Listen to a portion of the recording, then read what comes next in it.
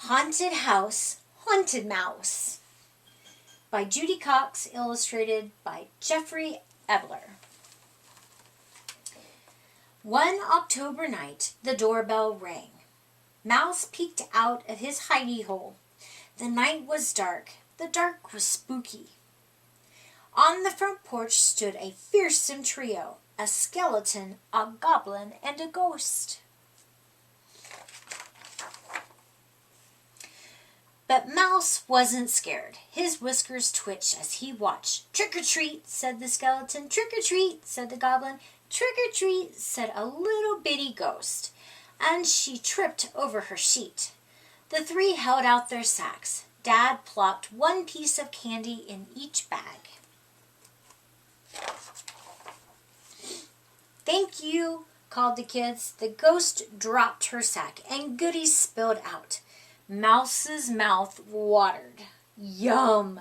He wanted trick-or-treats too. While everyone helped the ghost, Mouse scrambled into the trick-or-treat sack. Candy, more candy than Mouse had ever seen. Sour balls, gumdrops, lollipops, and chocolate bars. Mouse closed his eyes and inhaled deeply. His whiskers wiggled. He simply didn't know where to begin. He nibbled on this, noshed on that, until his cheeks were as plump as a chipmunk's. Just then the bag swung high in the air. Where were they going? Mouse gnawed a peekaboo hole in the paper sack. Dark clouds flitted over the moon. Jack-o'-lanterns sent beams of golden candle shine flickering across front lawns. Flocks of trick-or-treaters scurried from door to door. Mouse didn't see the candy leaking out, piece by piece, through the peephole. The sack swayed like a pirate ship in a gale. Mouse's tummy roiled. His head spun. Poor seasick Mouse. The next time the ghost dropped her sack, Mouse staggered out.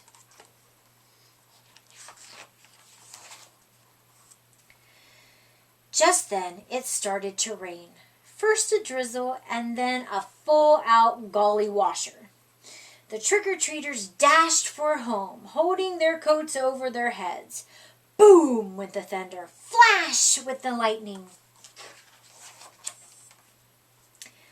Away went Mouse. He darted here and there,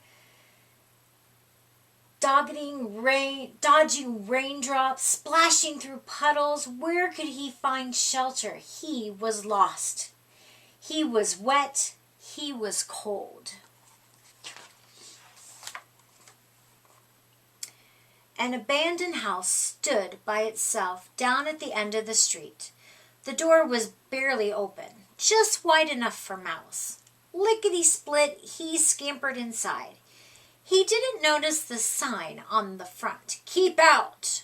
The door slammed shut behind him. Was that the wind, or was the house haunted?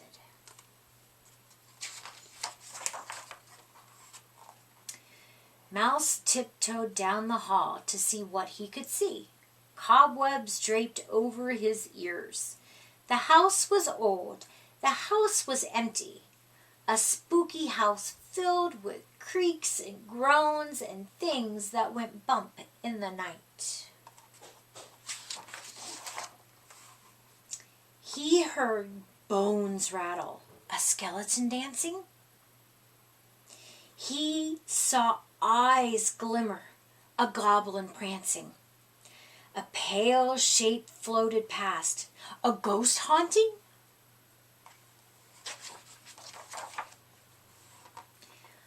Mouse shook. Mouse shivered. Mouse shuddered. He backed up, stepped by careful step, until he was against the wall, trapped. But Mouse was not afraid. "Boo!" he cried, as bold as a badger. "I'm not afraid of you." Outside the house, the wind blew away the clouds. Moonlight shone in the windows, revealing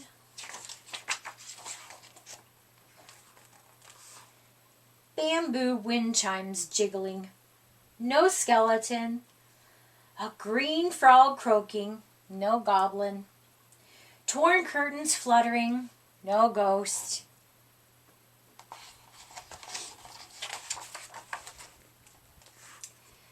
The storm was over. Mouse jumped out the window. He was ready to go home to his safe, dry hidey hole. But how could he find his way back?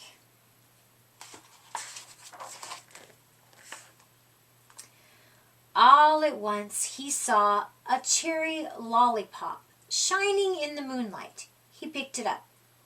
Farther down the sidewalk, he spied a sour ball. And under the street lamp, he spotted a scattered row of candy corns. Piece by piece, he followed the candy trail all the way home.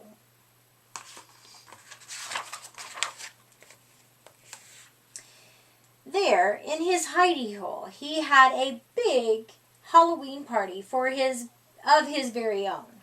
Good night, spooky night. Happy trick or treat.